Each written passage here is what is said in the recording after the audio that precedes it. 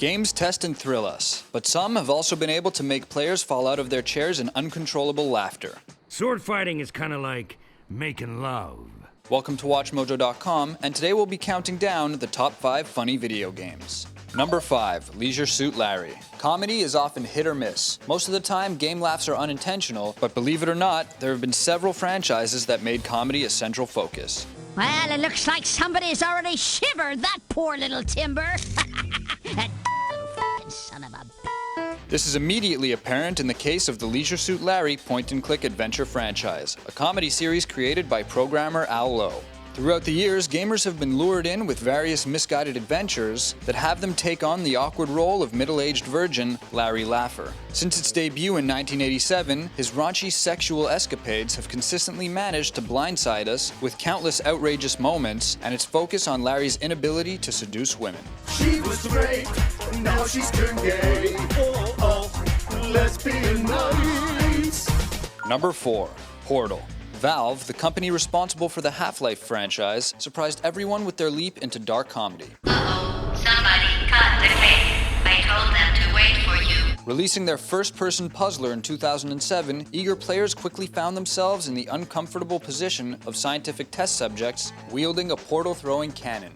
While the challenges seemed harmless at first, the players quickly realized that the artificial intelligence running the test, called Gladys, was quite insane. Players couldn't help but giggle from the absurdity of her deadly mind games, promise of cake, and free therapy when it was all over. In fact, she almost had us all believing that a metal box with a heart painted on it, called the Companion Cube, was our best friend.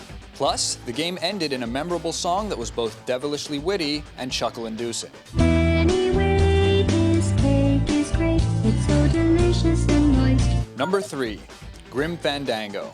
Tim Schafer, the programmer behind several iconic franchises, made his comedic genius well known with the computer-based game Grim Fandango.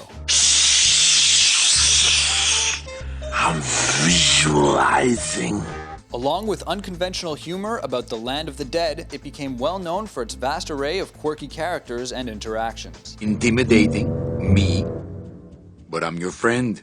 My name's Manny Calavera. Based around the exploits of Manny Calavera, a travel agent for the recently deceased, players traveled through the underworld meeting wacky clients in order to pay off his debt. What did you say, little kitty? Number 2, Conker's Bad Fur Day. Originally envisioned as a cute platformer for young audiences, Rare reshaped their game about a wily squirrel into a raunchy M-rated laugh riot for the Nintendo 64.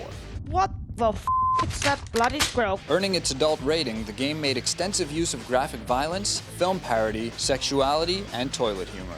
The game was so unique and infamous that it was remade years later for the Xbox in order to please its cult following of rabid gamers. No other game has been able to shock us into such guilty giggles like Conker's Bad Fur Day. And did we mention it featured a catchy musical by a giant poo monster? I'm going to throw my shit at you. Number 1, the Monkey Island series. The pinnacle of swashbuckling silliness from Ron Gilbert and the rest of the talented team at LucasArts get the number 1 spot. So, you want to be a pirate, eh? You look more like a flooring inspector. Not only did it bring us intelligent and witty humor for all ages, but every line was lovingly crafted with precision to keep the mood light, the adventures wild, and the overall tone comedic.